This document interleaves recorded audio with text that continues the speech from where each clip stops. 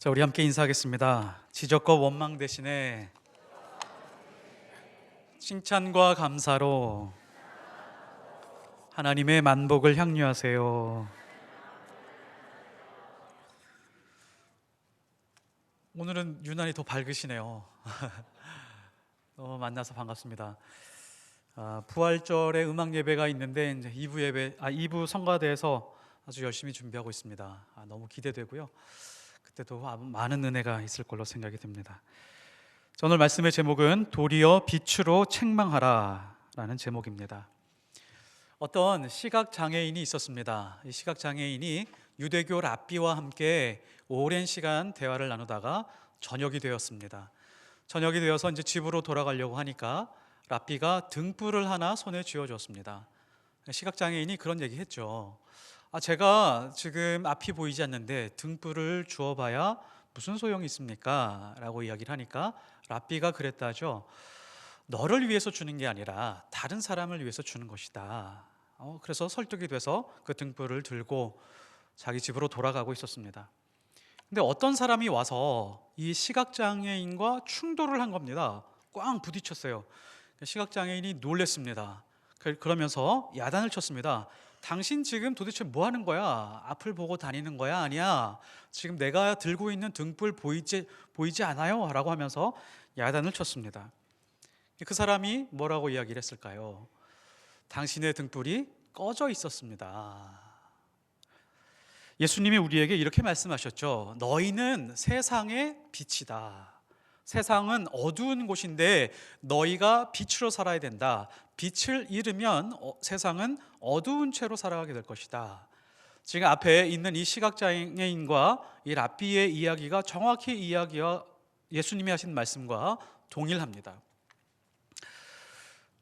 우리가 만일에 예수님이 말씀하신 대로 빛을 잃고 살아가게 되면 반드시 다른 사람들과 충돌하게 되어 있습니다.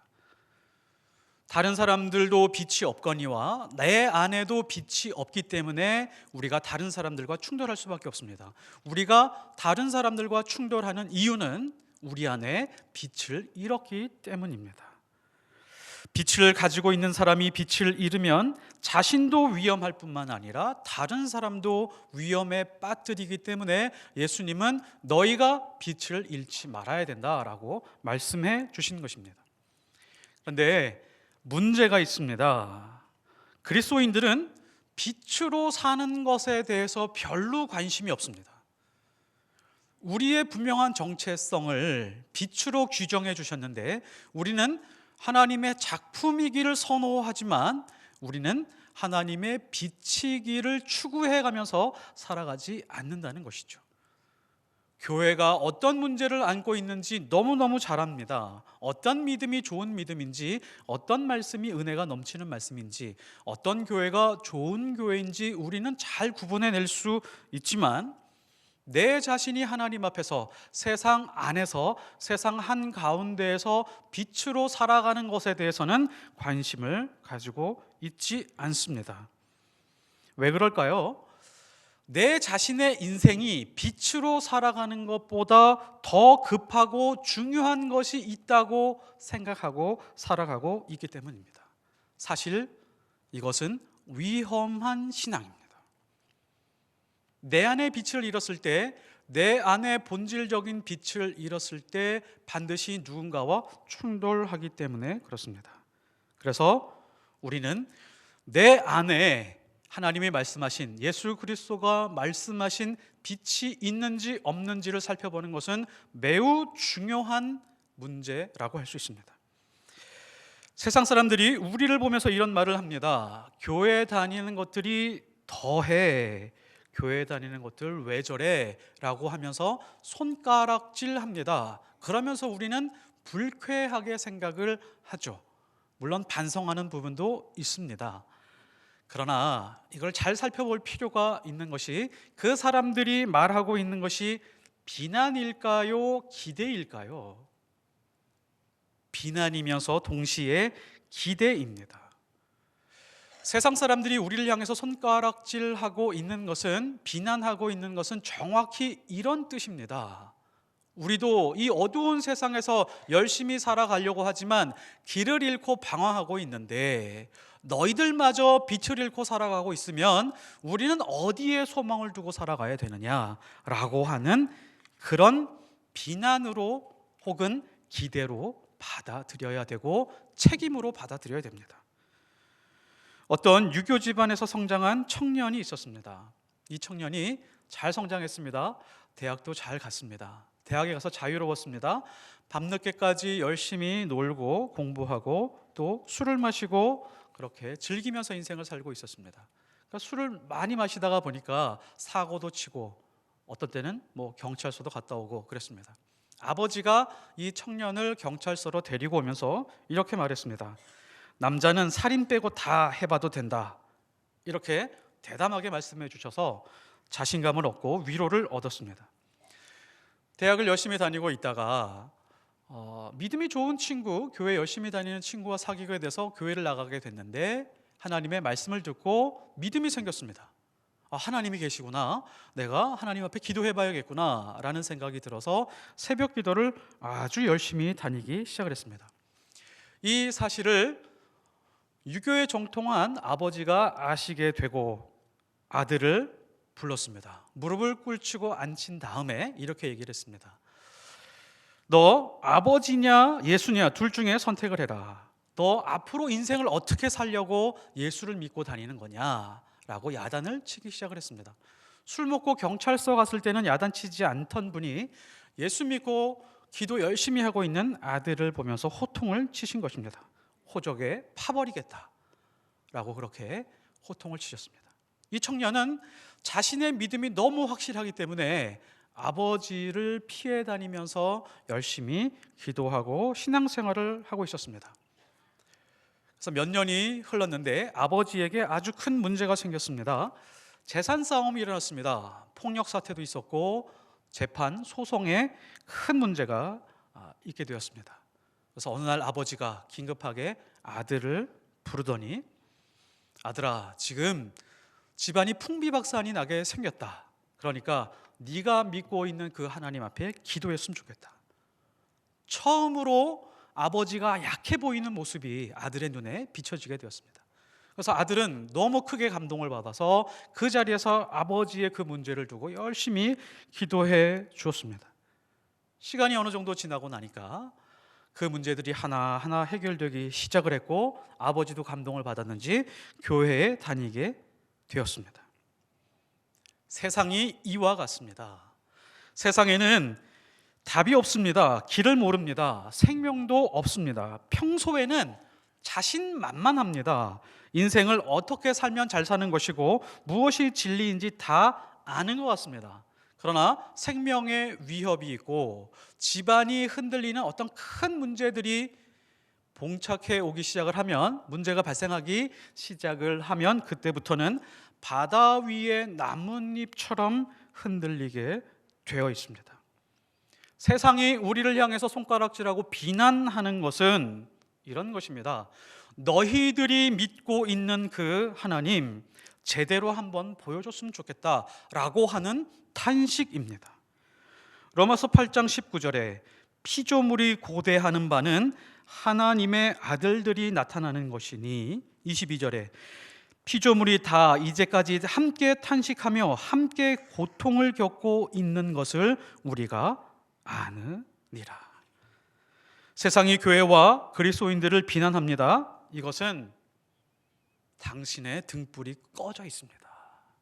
당신에게 등불이 꺼져 있으니까 우리가 지금 우왕좌왕하면서 길을 잃고 생명 없이 살아가고 있는 것입니다. 제발 빛을 내면서 밝혀서 살아 주십시오. 우리 가정도 마찬가지입니다. 가정 안에 성경이 말하는, 예수님이 말씀하시는 그 빛이 있어야 됩니다. 부모가, 어머니와 아버지가 절대로 빛을 잃으면 안 됩니다. 빛을 잃은 부모가 자녀를 교육하는 것만큼 위험한 것은 없습니다. 우리 자녀들이 이 땅에서만 잘 먹고 잘 사는 것에 집중하고 있다면 우리 자녀들을 어둠의 자녀로 키우고 양육하고 있는 것입니다. 이 탐욕이라는 것, 성경적인 관점에서 보면 이 탐욕이라고 하는 것이 이런 것입니다. 이 땅에서 잘 되는 것으로 기뻐하고 만족하며 사는 것, 이것이 탐욕입니다. 탐욕은 영원한 것을 기대하거나 기다릴 수 없다는 것이죠. 지금 당장 나를 만족시키는 것이 눈앞에 나타나야 되고 손으로 만질 수 있어야 되고 누군가에게 자랑할 수 있는 것이어야 됩니다. 이것이 탐욕이라는 것이죠. 나는 내 인생이 어떻게 끝나는지 관심 없다. 그걸 알고 싶은 것이 아니다. 지금 내가 하고 싶은 것 다 성취하면서 여유 있고 즐겁게 살아가고 싶다. 즐겁게 살아가고 싶다. 이것이 바로 탐욕이라고 하는 것입니다. 우리 자녀들을 이렇게 교육하고 가르치면 안 되잖아요. 우리 자녀들이 나쁜 짓을 하거나 음행하거나 음탕한 짓을 하거나 도둑질을 하거나 이거는 물론 아니거니와 이렇게 세상 것에 만족하는 것으로만 살아가게 만들어 둔다면 그것 또한 어둠의 자녀들이라고 할 수 있습니다. 우리 자녀들을 어떻게 키울 수 있을까요? 어떻게 성경의 방법으로 빛의 길로 인도해 갈 수 있을까요? 우리 자녀들은 지금 원하는 것을 바로 해결해 주면은 안 됩니다. 자녀들이 원하는 것은 약속을 하고 기다리게 한 다음에 인내하고 약속한 날에 그것을 얻을 수 있는 교육을 해줄 수 있어야 됩니다. 이것이 성경적인 교육입니다. 이것이 하나님께서 하나님의 백성들을 빛으로 이끌어가는 전형적인 방식입니다. 하나님은 먼저 약속을 하십니다. 너희에게 큰 축복을 줄 거야. 약속을 하신 다음에 기다리게 하시죠. 인내하게 하십니다. 그리고 하나님의 때에 하나님의 방법으로 우리에게 주십니다. 은혜로 주시죠. 우리의 자녀들도 마찬가지입니다.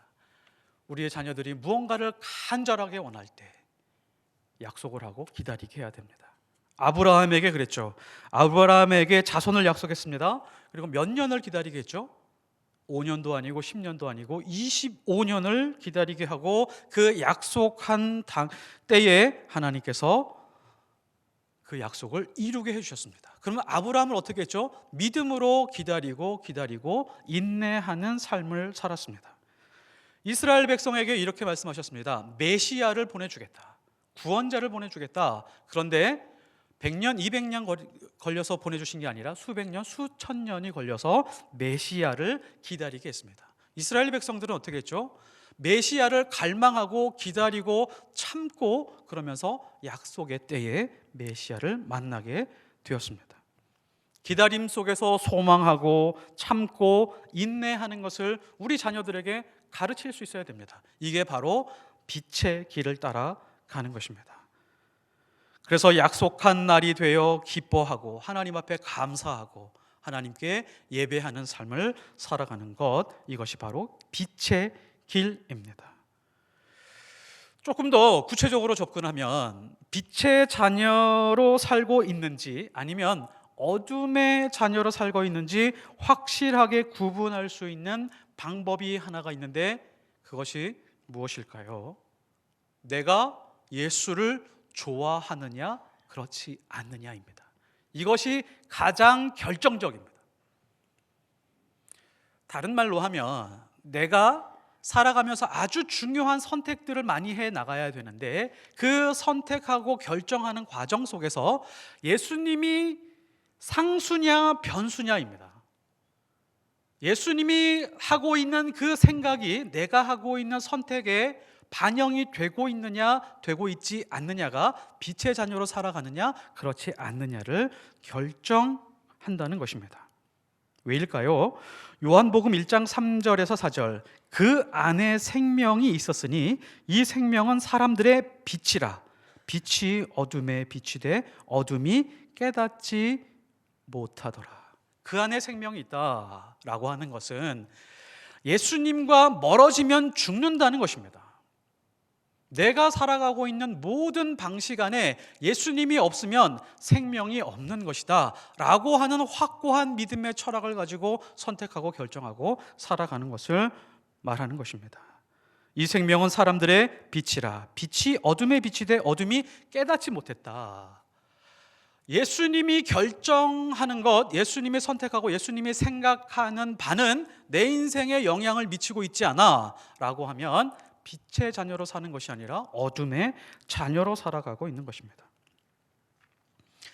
빛이 자극하면 빛으로 향하는 성질을 주광성이라고 말합니다. 그런 동물과 그런 식물들이 있죠. 빛이 있으면 빛으로 향하는 동물과 식물과 곤충들이 있습니다. 그런데 반면에 빛이 비추었는데 빛을 피해서 숨는 동물과 곤충들도 있습니다. 이렇게 주광성을 가진 동물들, 이런 곤충들은요, 자신의 삶을 어떻게 하냐면 빛을 기준으로 일정한 각도를 이루면서 항상 비행을 하면서 살아갑니다. 대표적인 곤충이 바로 나방이죠. 그래서 우리는 귀에 벌레가 들어가면 파내는 것이 아니라 후레쉬를 비치면 됩니다. 빛을 보고 나오게 되기 때문입니다. 주광성이 강한 동물들은 빛을 향해 날아가거나 빛을 향해 헤엄치게 되어 있습니다. 예를 들면 오징어나 멸치, 고등어 이런 류의 어류들입니다. 이 어류들은 어떻게 하냐면 빛이 비추게 되면 자기가 가지고 있는 모든 근육이 빛을 향해서 수축을 합니다. 그리고 빛을 향해서 달려가게 되죠. 절대 나는 빛과 멀어지면 살 수 없는 존재다라고 하는 것이 근육 안에, 자기의 모든 신경세포 안에 새겨 있는 존재들이라고 하는 것이죠. 사실 이게 그리스도인입니다. 예수 그리스도를 중심으로 우리 인생의 모든 각도가 조정이 되는 겁니다. 나의 생활, 생각, 모든 선택과 결정들이 예수님과 멀어지지 않은 각도 안에서 다 결정이 되는 것입니다. 그리고 나의 모든 근육과 몸과 행동들이 근육이 수축해서 예수님께 달려가는 것처럼 우리의 삶이 그렇게 갈 수 있어야 사망의 그늘에서 벗어날 수 있고 흑암의 그늘에서 벗어날 수 있습니다. 이것이 빛의 자녀가 살아가는 방식입니다. 반면에 어둠의 자녀들은 어떤 사람들일까요? 라인홀드 니버의 책 중에 빛의 자녀와 어둠의 자녀들이라고 하는 책이 있습니다. 어둠의 자녀들은 어떤 사람들인가? 라고 이렇게 설명해 두었습니다. 자기 자신의 뜻과 자기 자신의 의지, 그리고 자기 자신의 이익을 초월하는 방법을 알지 못하는 사람들. 자기 안에 갇혀서 자기의 뜻을 절대로 굽히지 아니하고 자기의 이익 때문에 흔들리고, 그리고 자기의 이익이 아니면 절대로 선택하지 않는 그 사람들이 바로 어둠의 자녀들이라고 합니다. 이익에 굴복하고 자기 감정에 굴복하고 자기 본능에 굴복하면서 그것을 즐기는 사람들, 이 사람들이 어둠의 자녀들입니다.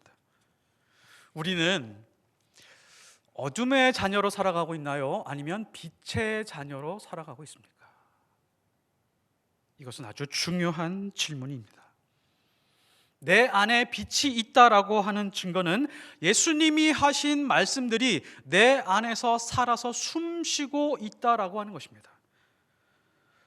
살아가면서 물질의 가난이 아니라 심령이 가난한 것으로 하나님 앞에서 기도해 본 적이 있으십니까? 하나님과 무너진 관계가 회복되도록 의에 줄이고 목말라 해본 적이 있으십니까? 하나님의 그 애통하는 마음으로 애통해 보신 적이 있으십니까? 분노와 극심한 스트레스에도 온유한 마음을 품기 위해서 내 자신을 십자가에 쳐서 복종해 보신 적이 있으신가요? 굶주리고 영혼이 메마른 자들을 위해서 긍휼히 여기기 위해서 애써 보신 적이 있으십니까? 내 마음이 너무 더러운 것을 발견하고 마음을 청결하게 하기 위해서 성령 하나님 앞에 부르짖어 본 적이 있으십니까? 원수를 사랑하라라고 하는 하나님의 그 말씀 때문에 그 말씀을 지켜내지 못하는 내 자신을 바라보면서 몸부림치며 하나님 앞에 기도해 보신 적이 있으십니까? 만일에 이러한 것들에 반응하고 불편해하고 그렇게 하나님 앞에 엎드려 본 적이 있다면 내 안에 빛이 살아 있는 것입니다. 만일에 내 안에 이러한 빛이 없었다면 이러한 것으로 괴로워하고 고통스러워하지 않습니다. 이러한 것들을 소원조차 하지 않습니다. 이런 것 때문에 마음 아파하고 불편해하고 무릎 꿇고 간절히 기도한 적이 있다면 내 안에 예수 그리스도의 빛이 들어와 있는 것입니다. 우리가 그 빛으로 하루하루 믿음으로 살아갔으면 좋겠습니다. 이렇게 빛으로 살아가는 하나님의 자녀들에게 오늘 말씀이 무엇을 요구하는지 한번 보십시오. 11절에 보시면 너희는 열매 없는 어둠의 일에 참여하지 말고 도리어 책망하라. 도리어 책망하라. 빛의 자녀로 살아가고 있으면 빛의 자녀로 살고 있지 않는 사람들을 책망하는 삶을 살라라고 우리에게 명령하고 있습니다. 여기서 책망하다라고 하는 단어는 엘렌코라고 하는 헬라어의 단어입니다. 이 단어는 법률적 전문 용어로요, 유죄 증명이라고 하는 그런 뜻이 담겨져 있습니다. 죄를 완벽하게 폭로해서 꼼짝 못하도록 만든다라고 하는 뜻을 가지고 있는 단어입니다. 자, 그러면 우리가 좀 받아들이기 불편한 부분이 있습니다. 다른 사람들을 바라보면서 이렇게 하라는 것인가? 세상 사람들의 죄악을 꾸짖으면서 비난하라고 하는 것처럼 들립니다. 당신은 죄인입니다. 하나님 앞에서 죄를 회개하지 않으면 지옥에 갈 것입니다. 당장 하나님 앞에 나와서 회개하십시오 라고 유죄를 선언하라 라고 하는 것처럼 들립니다. 그러나 절대로 그렇지 않습니다. 앞에서 우리에게 해주신 그 말씀과 다 연결이 되어 있습니다. 8절에 보면 빛의 자녀들처럼 행하라. 9절에 빛의 열매는 모든 착함과 의로움과 진실합니다. 10절에 주를 기쁘시게 하는 것이 무엇인지 시험하여 보라. 이 모든 뜻을 함께 담고 있는 것이 바로 책망하라라고 하는 그런 단어입니다. 이 책망하라라고 하는 뜻은 증거를 방편으로 다른 사람을 납득시켜라. 어떤 증거일까요? 어떤 증거를 가지고 다른 사람들이 어둠에 있다라고 하는 것을 납득시켜라고 하는 것일까요? 내 안에 어떤 증거가 있을까요? 내 안에 있는 증거는 십자가입니다. 예수 그리스도의 흔적입니다. 이 땅에서 한 번도 경험해 보지 못했던 하나님이 부어주셨던 그 놀라운 은혜의 흔적을 다른 사람들에게 증거로 보여주면서 납득시키라라고 하는 것입니다. 내 삶을 보여주면서 그 사람들 스스로 깨닫게 하라. 그래서 저 사람을 보니 내가 얼마나 엉망인지를 깨닫게 되었다라고 하는 그런 측면에서의 책망입니다. 어떤 회사에서 성격이 괴팍한 사장님이 계셨습니다. 이 사람은 아주 기분이 나쁠 때마다, 사업이 잘 안 될 때마다 박 과장을 부릅니다. 그래서 박 과장을 부르면서 거기에다 화풀이를 합니다. 네가 이 모양이니까 승진을 못한다. 왜 이거밖에 못하냐? 이렇게 인격적으로 비난을 많이 했습니다. 박 과장은 자연스럽게 이런 생각이 들죠. 에이, 더러워서 못해 먹겠다. 이놈의 회사 사표 쓰고 말지. 다른 회사도 많은데, 이런 생각을 하면서 다닐 수도 있죠. 근데 박 과장이 이렇게 사장님 앞에 말합니다. 네, 사장님, 제가 신중하지 못했습니다. 고치겠습니다. 더 잘하겠습니다. 제가 어떤 부분을 조금 더 공부하면 좋을까요? 라고 사장님 앞에 여쭤봅니다. 그러면 사장님이 더 화를 냅니다. 아니, 나중에 잘할 수 있는 것, 지적해서 잘할 수 있는 것을 왜 지금 못 고치냐라고 하면서 공격합니다. 네, 공격하고 야단치면 야단칠수록 그 공격이 무색해질 정도로 박 과장의 반응은 똑같습니다. 심지어 뒤에서 사장님을 뒷담화하면서 욕할 수도 있는데 뒤에서 다른 직원들에게 이렇게 말합니다. 높여주고 그 사람을 지지해주고, 사장이 이 회사를 이끌어가는 게 얼마나 힘들겠느냐라고 이야기를 합니다. 그래서 사장님의 감정을 읽어주려고 노력을 하고 실력을 더 쌓아가려고 노력을 합니다. 시간이 지나갑니다. 1년, 2년, 3년 지나갑니다. 사장님은 다른 사람에게 성질 낼지언정 이제 박 과장의 눈치를 보기 시작을 합니다. 사장님도 사람이기 때문에 점점점 부끄러워지기 시작을 합니다. 맞아, 저 친구처럼 살아야 되는데 내가 저 친구는 인정을 한다. 이런 마음으로 부끄러운 마음을 가지게 되었습니다. 자, 우리는 세상적인 관점에서 보면 사장님이 지금 박 과장을 책망하고 있는 것으로 우리는 판단할 수 있습니다. 그러나 오늘 말씀에서 비추어 보면 박 과장이 사장을 책망하고 있는 것입니다. 사장을 부끄럽게 만들고 있는 것입니다. 정확하게 성경이 책망하라라고 하는 말씀은 바로 이 뜻입니다. 지금 이 자리에 혹은 이 말씀을 듣는 분들 중에 이렇게 생각하는 분들이 계실 겁니다. 목사님, 세상 물정 잘 몰라서 그러시죠. 그렇게 살다가 보면 바보 취급당합니다. 사람 진짜 안 할 말로 병신처럼 살아갈 수도 있습니다. 그렇게 못 삽니다. 그렇게 사는 사람 없습니다. 세상이 어떤 데인데요, 눈 감으면 코 베어가고 귀 잘라갑니다. 아니요, 아직 위대하시고 크신 하나님을 잘 알지 못하기 때문입니다. 하나님은 사망의 음침한 골짜기에서도 함께 하시는 분이십니다.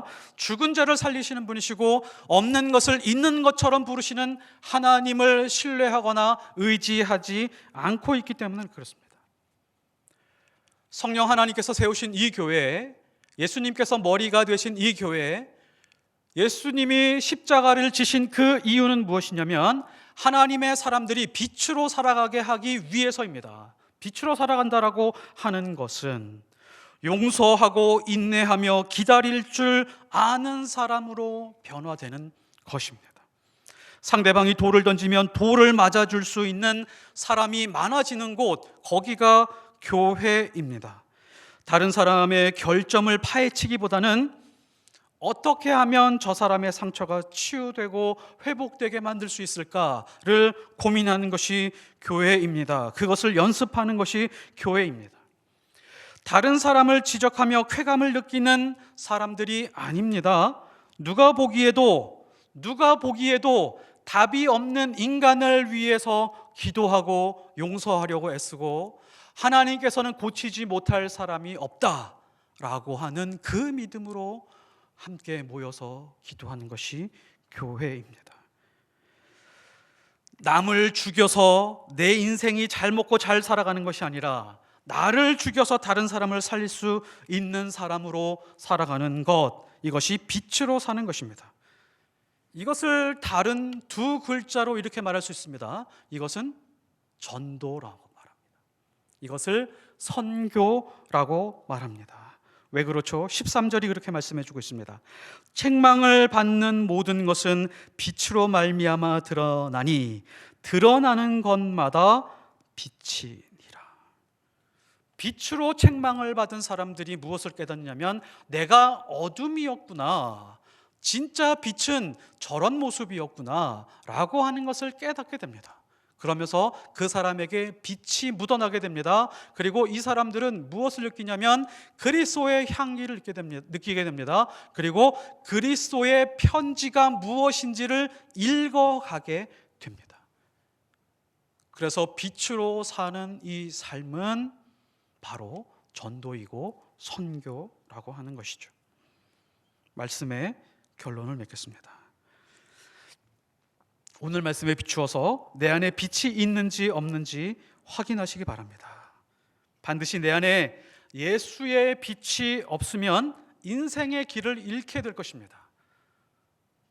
살기는 살아도 생명력 없는 삶을 살아가게 될 것입니다. 내 인생을 내 뜻으로만 제한하고 있다면 어둠의 길을 걷고 있는 것입니다.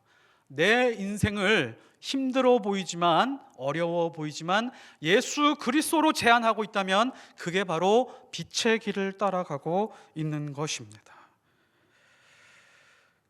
하나님의 자녀들은 한 걸음 더 나아가서 빛된 삶을 살아가면서 빛으로 세상을 책망하는 사람들입니다. 착함과 의로움과 진실함으로 사람들을 책망하는 사람들입니다. 왜 그렇게 살 수 있죠? 우리는 왜 이렇게 당당하게 살 수 있죠? 왜 이렇게 자신 있게 그렇게 할 수 있죠? 누가 욕하고 손가락질하고 나에게 상처를 주어도 그런 삶을 지속할 수 있는 이유가 뭐죠?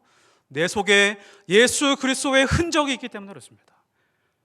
내 하나님께서 부어주신 그 십자가의 은혜가 내 안에 사라지지 않고 있기 때문에 그렇습니다. 이것이 예수 따라 사는 것입니다. 자기를 부인하는 것입니다. 자기 십자가를 지고 빛의 길을 따라가는 것입니다. 이런 삶으로 세상에 나가서 빛으로 책망하며 살아가는 하나님의 백성들이 되시기를 예수 그리스도 이름으로 축복합니다. 기도하겠습니다. 하나님 아버지, 우리는 너무도 많이 내 안에 빛을 잃고 살아갈 때가 많이 있습니다. 오히려 다른 사람들을 바라보면서 당신 안에 빛을 잃었습니다 라고 지적할 때가 많이 있습니다. 내 안에 빛이 밝은지 꺼져 있는지 잘 살펴볼 수 있도록 주님 도와주옵소서. 예수가 생명이요 길이요 진리인 줄 압니다.